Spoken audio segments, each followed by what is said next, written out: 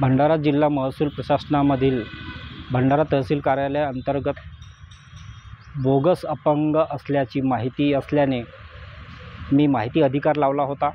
त्या माहिती अधिकारामध्ये मला 6 बोगस अपंग संशयित असल्याचा एक संशय बळावला होता। त्यांच्या प्रमाणपत्रांच्या आधारे मला संशय आला होता। त्या अनुषंगाने मी त्या कागदपत्रांच्या आधारे, त्या पुराव्यांच्या आधारे राज्याचे मुख्य सचिव यांना ऑगस्ट 2023 तक्रार केली होती। लिखित तक्रार रजिस्टर पोस्टने पाठवली होती। त्यानंतर वारंवार मंत्रालयात पालकमंत्र्यांना, विभागीय आयुक्तांना, तसेच जिल्हाधिकारी भंडारा आणि निवासी उपजिल्हाधिकारी स्मिता बेलपत्रे मॅडम यांना वारंवार त्या संदर्भात मागील 1.5 वर्षापासून सतत पाठपुरावा करत आहे की त्या संशयित बोगस दिव्यांग कर्मचाऱ्यांनी शासनाची दिशाभूल करून शासनाच्या विविध योजनांचा फायदा घेत आलेले आहेत।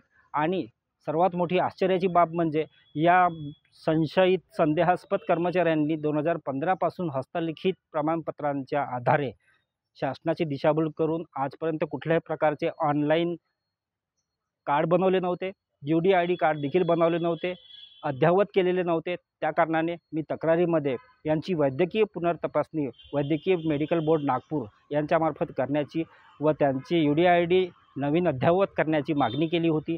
परंतु मागील 1.5 वर्षापासून अनेक पाठपुरावे करून देखील कुठल्याही प्रकारची जिल्हा प्रशासनाने दखल घेतलेली नाही। वारंवार पत्रव्यवहार पाठवून वरिष्ठांनी त्या संशयित कर्मचाऱ्यांनी 1.5 वर्षापासून वेळकाढूपणा केला। याचा अर्थ असा आहे की या संशयित कर्मचाऱ्यांमध्ये पूर्णपणे बोगस कर्मचारी असल्याचा संशय निर्माण झालेला आहे आणि त्यांना पाठराखण होत आहे। हे चक्क शासनाची दिशाभूल करत आहेत आणि शासनाची फसवणूक करीत असल्यामुळे यांच्यावर तात्काळ कारवाई करण्यात यावी आणि कारवाई अंती हे जर दोषी आढळल्यास यांच्यावर फौजदारी गुन्हा दाखल करण्यात यावा। यांच्याकडे जेवढ्या वर्षाची सर्व्हिस आहे त्यांच्याकडून नोकरीचा मोबदला परत मागण्यात यावा आणि कायदेशीर कारवाई करण्यात यावी, अशी माझी मागणी आहे। नाही, ज्यांची तक्रार झालेली आहे त्या तक्रारीचे जे डिपार्टमेंटने आम्हाला पाठवलेले आहे त्यांचे चेकिंग चालू आहे। पूर्वी काय होतं की पूर्वी मॅन्युअली सर्टिफिकेट बनत होते आणि आता UDID बनलेलं आहे। त्याचं सॉफ्टवेअर आहे, ते सॉफ्टवेअरमध्ये जे स्कॅनमध्ये पर्सेंटेज येईल त्याच्या हिशोबाने सर्टिफिकेट बनते।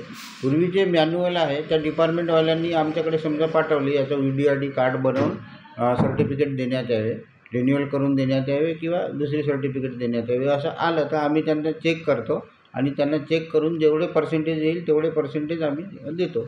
असं दिव्यांग सर्टिफिकेट बनवताना किती महिन्याच्या नंतर त्यांनी परत चेकिंग करायला पाहिजे? नाही, त्याच्यावरती कालावधी लिहून असते, टेम्पररी आहे का परमनंट आहे। परमनंट आहे तर त्यांना वारंवार रिन्युअल करायची आवश्यकताच नाही आणि टेम्पररी असेल तर मग 1 वर्षांनी करायचे का 2 वर्षांनी करायचे का 3 वर्षांनी करायचं, तो व्हॅलिडिटी पिरियड लिहून असतो त्याच्यामध्ये आणि त्याच्यानुसार येऊन त्यांनी स्वतः UDID बनवायला पाहिजे आणि रिन्युअल करून घ्यायला पाहिजे।